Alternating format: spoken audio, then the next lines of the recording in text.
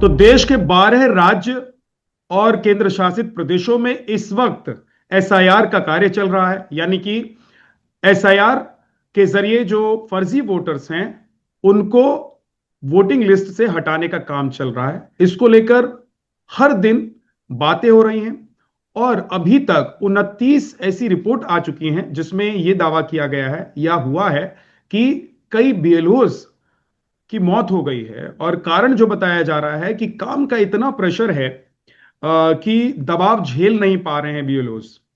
तो आज हमारे साथ दिलीप राठौर जी हैं जो एसडीएम है जयपुर के। सर, एक वीडियो आपका बहुत वायरल हो रहा है जिसमें आप लोग जश्न मनाते हुए नजर आ रहे हैं। आप लोग खुश हैं बहुत ज्यादा। और उस वीडियो को देखकर यह लग रहा है कि कहीं किसी तरह का कोई दबाव नहीं है और आप लोगों ने बड़ी आसानी से मतलब डेडलाइन के साथ अपना काम पूरा कर दिया है। तो ये कैसे आप लोगों ने किया? क्या डेडलाइन जो आपको दिया गया था उसको मीट किया आप लोगों ने, इसलिए इतनी खुशी थी? देखिए, ये एसआईआर का जो चुनाव आयोग का कार्यक्रम चल रहा है उसके तहत हमारे को जो फर्स्ट फेज में सारे फॉर्म डिस्ट्रीब्यूट करके उसको फॉर्म को भरवा के उसको डिजिटाइजेशन करना था। तो हम्म। चोमू विधानसभा ने जो डिजिटाइजेशन का कार्य इस मंडे को ही पूरा कर दिया था। और फॉर्चुनेटली हमने हमारे जिले में सबसे पहली विधानसभा थी जिसने 100% का कार्य पूरा किया था। देखिए, ऐसा है कि एक मीडिया में एक नैरेटिव चल रहा था कि साहब एसआईआर का बहुत ज्यादा प्रेशर है और उसकी वजह से कुछ घटनाएं हो रही है बीएलओ के साथ में। तो हम्म। हमारा डे वन से ये क्लियर था कि हमारे को हमारी टीम को मोटिवेट करके उनको पॉजिटिव फ्रेम में रखते हुए हमारे को जो हमारे टारगेट्स दिए हुए हैं और जो ये राष्ट्र हित का एक बहुत ही महत्वपूर्ण कार्य चल रहा है उसको हमें बखूबी निभाना है। तो उसी तरह के से हमने किया हमारी काम। जो ज्यादा जिन लोगों के बीएलओ के पास में ज्यादा वोटर्स थे तो निश्चित रूप से उनके पास में थोड़ा काम ज्यादा था। तो हम्म। उसको उनका बोझ हल्का करने के लिए हमने उनके साथ सहयोगी कार्मिक लगाए। बैक हैंड पे हमने टेक्निकल टीम जो भी उनका ऑनलाइन डिजिटाइजेशन का कार्य था उसके लिए हमने उनके सहयोगी कुछ कार्मिक लगाए। और जो कार्मिक जो हमारा बीएलओ जहाँ पे कमजोर लग रहा था उनको हमने 1 to 1 उनको फॉलो किया। और इसमें हमारे जो सीईओ राजस्थान है नवीन महाजन सर और हमारे जिला कलेक्टर हैं श्री राजेंद्र सर, उन लोगों का भी गाइडेंस और सुपरविजन निरंतर बना रहा। इसकी वजह से ही हम इस कार्य को बखूबी टाइम से पहले कर पाए। दिलीप सिंह जी, अब मेरा एक सवाल इसलिए कि कहा जा रहा है कि एक एक बीएलओ पर इतना ज्यादा दबाव है कि कुछ बीएलओज ने आत्महत्या कर ली और कुछ उसको बर्दाश्त नहीं कर पाए, इसलिए उनकी मौत हो गई। क्योंकि आपने इस पूरे प्रोसेस को मॉनिटर किया है, इस प्रोसेस में आप रहे हैं और उस कार्य को पूरा भी कर लिया है।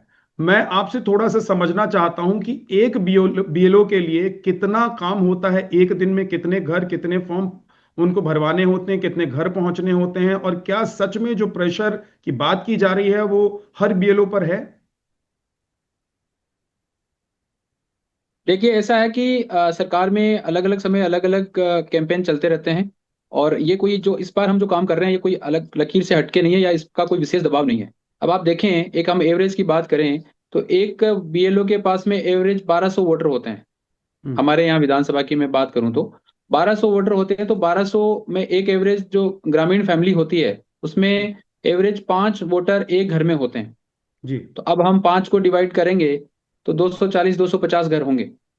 तो हम्म। 240 50 घर ये वो घर होते हैं जो एक ही प्रोमाइसेस में होते हैं। और बीएलओ जो आयोग की गाइडलाइन है उसके अनुसार वो स्थानीय कार्मिक होना चाहिए और उसमें भी वो स्थानीय निवासी है तो उसकी प्राथमिकता रहती है। तो वो हर व्यक्ति को हर घर को पहचानता है। तो 40 50 घरों को कवर करना एक महीने के पीरियड में ये कोई बड़ा टिपिकल टास्क नहीं है।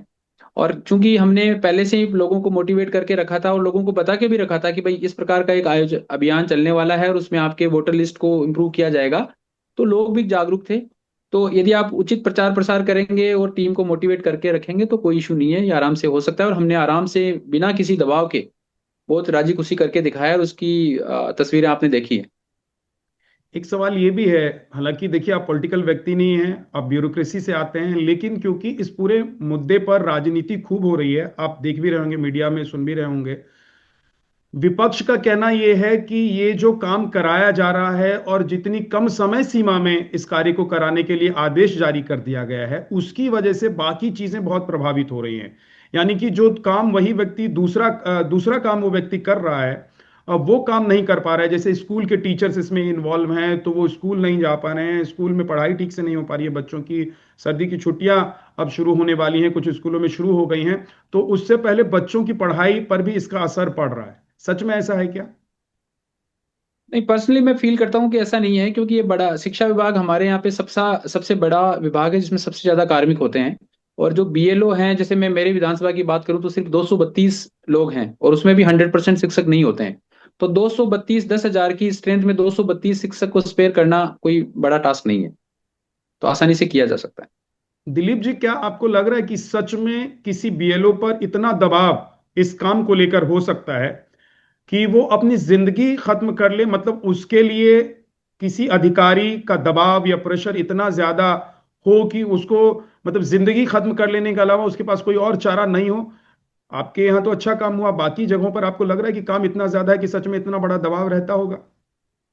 नहीं, मैं पर्सनली ऐसा कोई इस पे कमेंट भी नहीं करना चाहूंगा, और मैं व्यक्तिगत रूप से ऐसा महसूस भी नहीं करता। जैसा आपने अभी इसको बाइफरकेट करके देखा था, 40-50 घर का मामला है, हम्म। और कोई भी व्यक्ति किसी भी काम में लग रहा है तो किसी भी कारणवश कोई दुर्घटना हो सकती है, कोई एक्सीडेंट हो सकता है, मृत्यु हो सकती है, तो हम एसआईआर का काम नहीं भी करते तो भी ये घटनाएं हो सकती थी। और जो घटनाएं हुई है उनके कोई अन्य कारण भी हो सकते हैं। अब उनकी डिटेल में मुझे भी ज्यादा जानकारी पता नहीं है, लेकिन मैं पर्सनली ऐसा फील करता हूँ कि ऐसा इतना कोई दबाव या इस प्रकार की चीजें। एक बार मुझे लग रहा है नेटवर्क का फिर से इश्यू हुआ है दिलीप जी, तो फिर से मैं आपको वही सवाल दोहराता हूं, आप अपना जवाब दोहराइएगा कि क्या आपको लग रहा है कि काम का इतना प्रेशर किसी बीएलओ पर हो सकता है, एसआईआर का, कि वो अपना जीवन समाप्त कर ले? कोई अधिकारी इतना दबाव किसी बीएलओ पर बना रहा होगा कि उसके लिए मृत्यु के अलावा और कोई दूसरा रास्ता चूज करने का वो नहीं चूज कर पा रहा हो? नहीं, ऐसा नहीं कह सकते। अब इनके पीछे कई अलग अलग कारण रहे होंगे। हर आदमी की पारिवारिक परिस्थितियां अलग होती है, और अलग अलग समय जीवन में अलग अलग चीजें चलती रहती है। यदि ये एसआईआर का कार्य नहीं भी होता तो भी जीवन में जो आम घटनाएं हो रही है, लोगों की मौतें हो रही है, एक्सीडेंट हो रहे हैं, या और कोई दुर्घटनाएं हो रही है, वो होती रहती है। उसके पीछे और भी कारण रहते हैं। मैं व्यक्तिगत रूप से ये समझता हूँ कि एसआईआर के कारण किसी व्यक्ति की जान जाना या इस प्रकार की कोई घटना कारित होना, ये संभव नहीं है। अच्छा, मैं एक सवाल और मेरे मेरे जहन में जो है, क्योंकि अभी इस पर खूब विवाद हो रहा है, तो इसको जितना पॉलिटिसाइज किया जा रहा है, आपको लग रहा है कि ये मुद्दा उतना पॉलिटिसाइज करने जैसा है, या एक एक किसी विभाग का ये काम है, वो विभाग अपना काम कर रहा है, कुछ जगहों पे अच्छे से हो जा रहा है वो काम, कुछ जगहों पर थोड़ी देरी से या धीरे से हो रहा है? देखिए, ये पॉलिटिकल स्टेटमेंट है, और मैं एज ए लोक सेवक में ये सब बोलना मेरे लिए उचित नहीं रहेगा। सर, ये बताइए कि क्या आप लोगों के ऊपर किसी भी पार्टी का, किसी भी नेता का या किसी भी सरकार का कोई दबाव है कि जा रहे हो तो फलाना पार्टी के जो लोग हैं उनका ही एसआईआर ज्यादा करवाओ, दूसरी पार्टी के जो लोग हैं उनका एसआईआर मत करवाना? नहीं नहीं, ऐसा नहीं है। एक्चुअली अभी हमारे यहाँ पे हर बूथ लेवल पे जो हमारी दो प्रमुख पार्टियां हैं, बीजेपी और कांग्रेस, राजस्थान के उसमें टेक्स्ट में देखें हम्म। तो ये दोनों के हमने बूथ लेवल एजेंट बनाए हुए हैं। वो हम्म। एजेंट उनकी ही जानकारी में सारा काम होता है। और आजकल चाहे राजनीतिक पार्टियां हो, चाहे आम जनता हो, सभी लोग जागरूक हैं। और हमने इसका पूरा प्रचार प्रसार करने के पश्चात ये कार्य किया है, और ये कार्य उनकी देखरेख में किया जा रहा है। ऐसा नहीं कि कोई बंद कमरे में बैठ के ये कोई ऐसा काम किया जा रहा है। ये सब ओपन डोमेन में है और ओपन प्लेटफॉर्म पे है। तो आपको लग रहा है कि किसी व्यक्ति को इसलिए सिर्फ छोड़ दिया जा रहा है एसआईआर की प्रोसेस में, उसको इसलिए नहीं लाया जा रहा है कि कोई पार्टी नहीं चाहती है, या कोई सरकार नहीं चाहती है, कोई नेता नहीं चाहता है? कि ये जो आप फरमा रहे हैं, इस प्रकार का कोई दबाव या कोई भेदभावपूर्ण रवैया नहीं अपनाया जा सकता। ये हम्म। एक ट्रांसपेरेंट सिस्टम है, और सारी चीजें ऑनलाइन मॉनिटर होती है, और हमारे जो उच्चाधिकारी है वो मॉनिटर करते हैं। साथ ही साथ पॉलिटिकल पार्टीज के जो प्रतिनिधि हैं वो भी इस प्रोसेस से जुड़े हुए हैं, और हर हम्म। चीज उनके संज्ञान में रहती है। उनकी जानकारी के तहत ही ये सब किया जाता है, तो ये संभव नहीं है। फर्जी और सही व्यक्ति में कैसे आप लोग पहचान कर रहे हैं कि फर्जी वोटर है, उसका नाम जो है फर्जी तरीके से लिस्ट में है, या फिर वो अब नहीं है उसके बावजूद उसका नाम है, और कोई सही व्यक्ति जो वोटर लिस्ट में होना चाहिए वही है? इसकी पहचान आप लोग कैसे कर रहे हैं? कोई हो सकता है रोहिंग्या और बांग्लादेशी भी हो, उसकी पहचान कैसे हो रही है? देखिए, इसमें जो आधार लिया गया है वो लास्ट एसआईआर लिया गया है, एसआईआर 2002, जो राजस्थान में अंतिम रूप से एसआईआर हुआ था। हम्म। उस एसआईआर में यदि उस वोटर का नाम है, या उसके माता पिता या दादा दादी का नाम है तो उससे उसको लिंक किया जाता है, उसको कोई भी एक्स्ट्रा डॉक्यूमेंट देने की आवश्यकता नहीं है। और ये जो मैपिंग का कार्य जो हो रहा है और जो मैपिंग पे ज्यादा से ज्यादा जोर दिया जा रहा है वो इसीलिए दिया जा रहा है ताकि उनको कोई अन्य दस्तावेज नहीं देने पड़े। हम्म। तो अब रही बात जो आप बोल रहे हैं कि कोई फर्जी वोटर है या कोई वो है, तो वो 2002 से अपना कनेक्शन स्टेब्लिश नहीं कर पाएंगे। हम्म। सेकेंडरी, यदि किसी भी व्यक्ति का नाम जुड़ा हुआ है तो अभी ड्राफ्ट पब्लिकेशन होगा और ड्राफ्ट पब्लिकेशन के बाद में दावे आपत्तियों का एक एक समय का पीरियड होगा।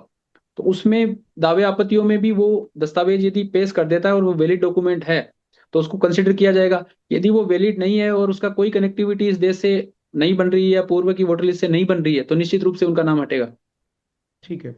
दिलीप जी, एक चीज और बताइए कि क्या अगर कोई बीएलओ या कोई आपका जो कर्मचारी है वो कहता है कि मैं इस कार्य को नहीं करना चाहता हूं, मैं इतना भागदौड़ नहीं कर सकता हूं, तो क्या उनके ऊपर कोई प्रेशर होता है कि नहीं काम करोगे तो नौकरी से निकाल दिए जाओगे, या घर बिठा दिए दिए जाओगे, सस्पेंड कर दिए जाओगे? इस तरह का भी कोई प्रेशर होता है क्या जी सच में? जी जी, नहीं ऐसा नहीं है। ये सब ह्यूमन रिसोर्सेज है और ह्यूमन रिसोर्सेज को कैसे डील किया जाता है ये हर ऑर्गेनाइजेशन बेटर समझता है। जो आदमी जिस काम के लिए ज्यादा इच्छुक नहीं है और वो करने में सक्षम नहीं है तो निश्चित रूप से उसके दूसरे ऑप्शंस एक्सप्लोर किए जाते हैं। बहुत बहुत शुक्रिया दिलीप सिंह राठौर जी, हमारे साथ जुड़ने के लिए। जयपुर से एसडीएम हैं और इन्होंने बड़ी ही सफलतापूर्वक एसआईआर का जो काम इनके क्षेत्र में इनको दिया गया था वो आपने किया। सबसे अच्छी बात ये रही कि जब देश भर से इस एसआईआर को लेकर एक अलग तरह का नैरेटिव बनाया जा रहा था, एक ऐसी तस्वीर दिखाई जा रही थी कि हर तरफ बीएलओज परेशान हैं, मर रहे हैं, काम नहीं कर पा रहे हैं, इतना प्रेशर है, उस बीच एक ऐसी तस्वीर आप लोगों की दिलीप जी सामने आई जिसने इस पूरे नैरेटिव को बदल कर रख दिया है, और मुझे लग रहा है कि पानी फेर कर उस पर रख दिया है कि नहीं, ये काम पहली बार नहीं हो रहा है, ये काम पहले भी होता रहा है, इसी तरीके से होता रहा है, और इस बार हो रहा है तो कुछ अनोखा नहीं हो रहा है। कुछ लोग इसे अनोखे तरीके से कर रहे हैं, उसमें से आप हैं। दिलीप जी, बहुत बहुत शुभकामनाएं आपको, और बधाई भी कि आप लोगों ने बड़े शानदार तरीके से ये कार्य पूरा किया। और बहुत बहुत धन्यवाद हमारे साथ जुड़ने के लिए आपका। Thank you. नमस्कार।